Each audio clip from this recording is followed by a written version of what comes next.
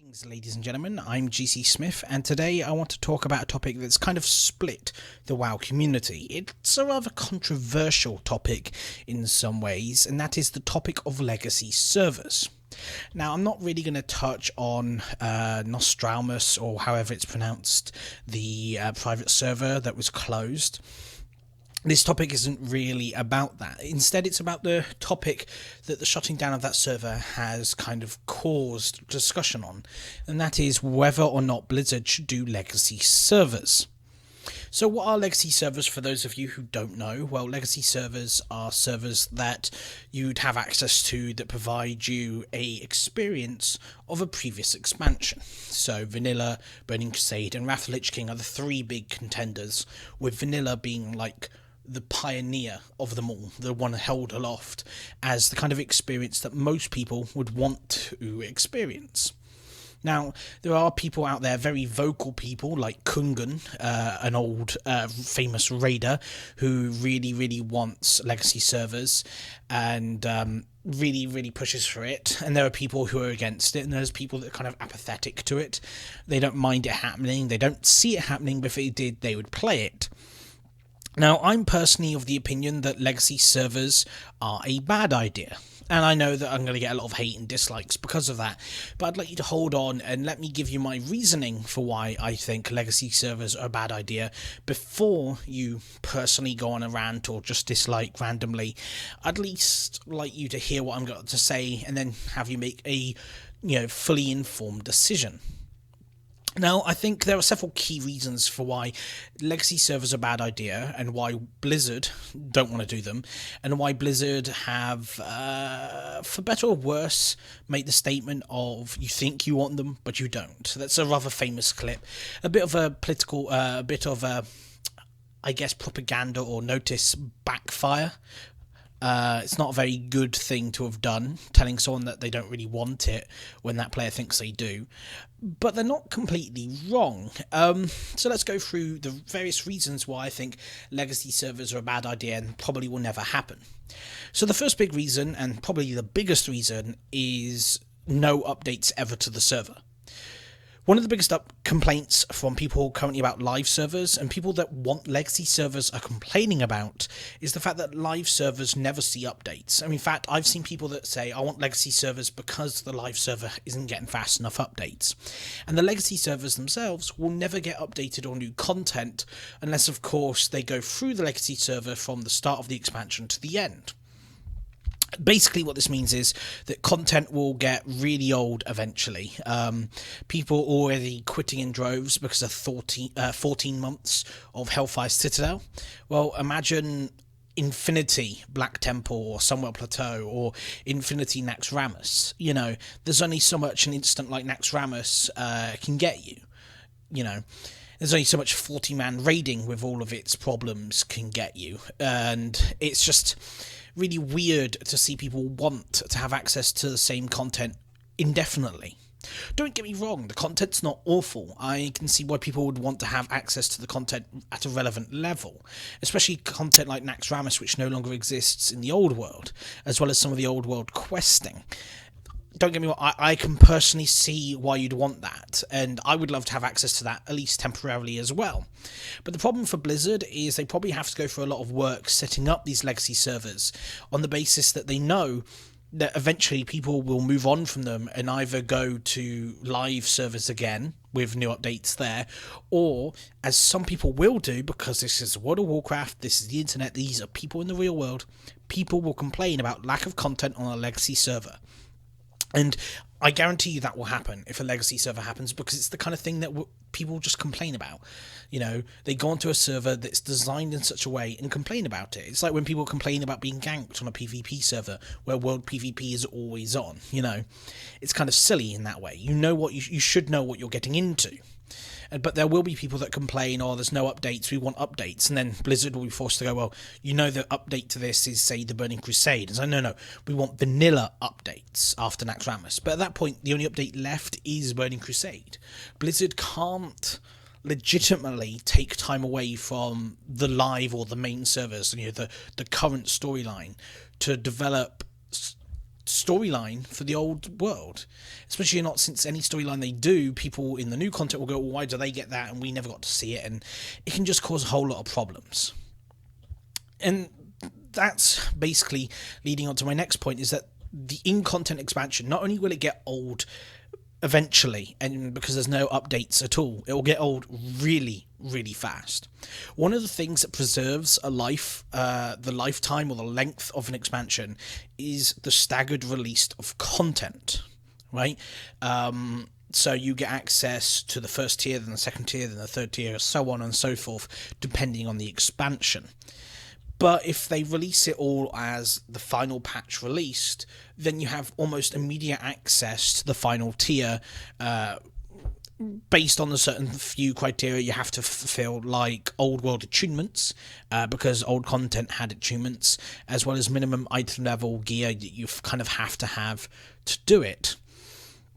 And I think that, the content will get stale really fast, because I understand that you do have these kind of minimum requirements to fit, but those minimum requirements don't have you doing months and months of the previous raid to kind of hold you back. So Naxxramas, you could probably find people clearing Naxxramas within 2 to 3 months of a vanilla server going live, compared to the year or two that it happened in real life. It took a long time for Naxxramas to be cleared because of all the content. It hadn't been released, and you got all the content. And at the time, I guess it would have taken people 3 or 4 months to do Naxxramas on live, due to just the way the world was at the time. There were less raiders, less hardcore raiders. People weren't necessarily as skilled. People weren't used to more difficult fights. There weren't as many add-ons and stuff like Deadly Boss mods, which make raid fights a lot easier and make raids like Naxxramas almost trivial in some way.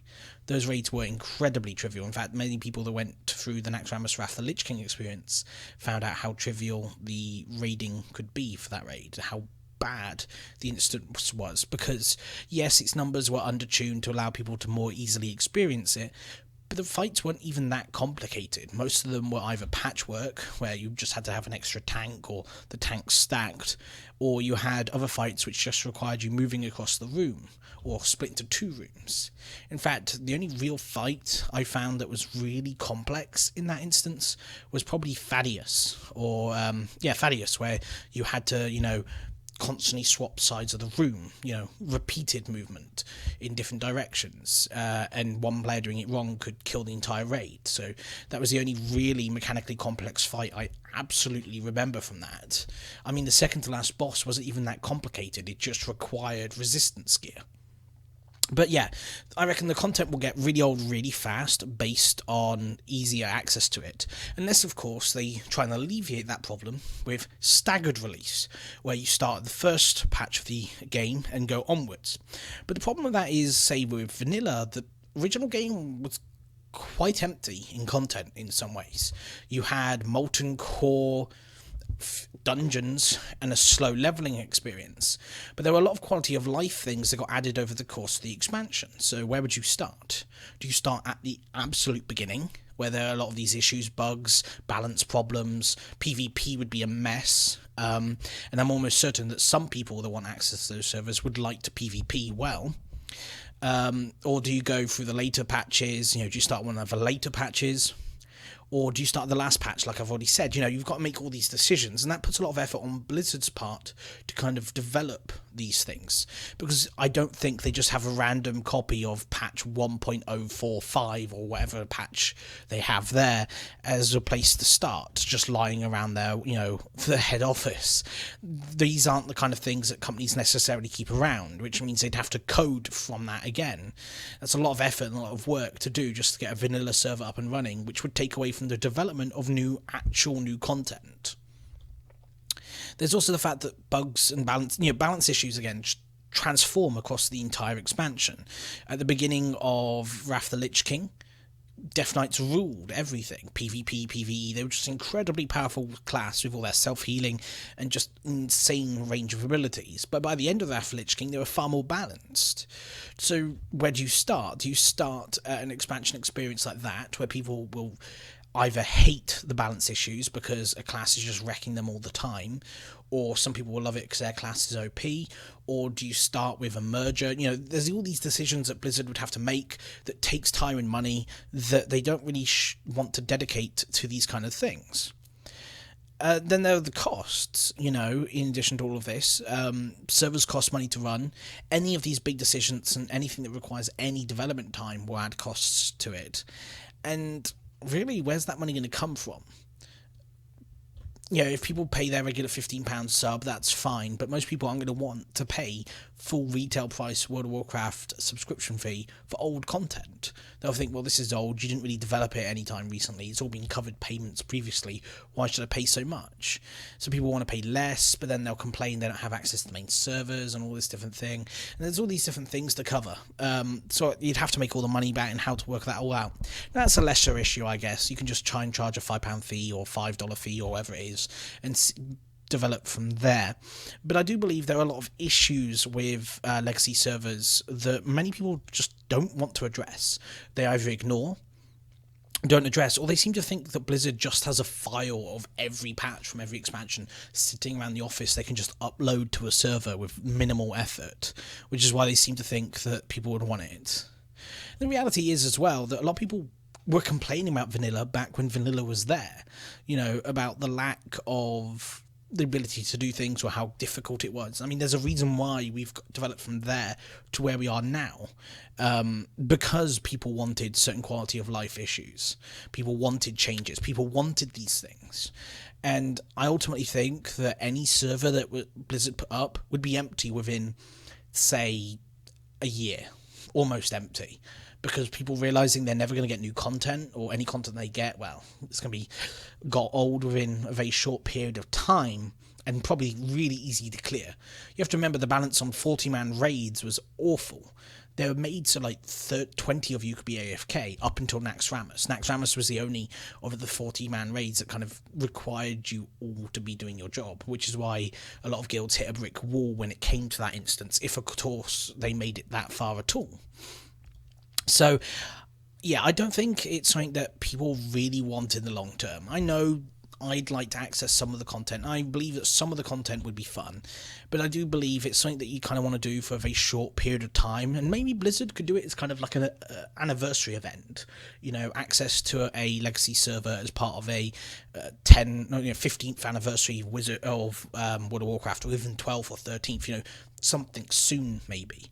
Big anniversary event, that'd be the kind of way to do it. You get temporary access to the servers, maybe a month or 2 months access to these servers, so you can access some of the old raids, maybe have the raids tuned down to say 10 or 20 man to make it easier to do, so we can see a more modern take on that old content. I mean, we had the old, I think, what was it, Tarren Mill PvP, Tarren Mill versus South Shore, as part of an anniversary event last year, which was really good.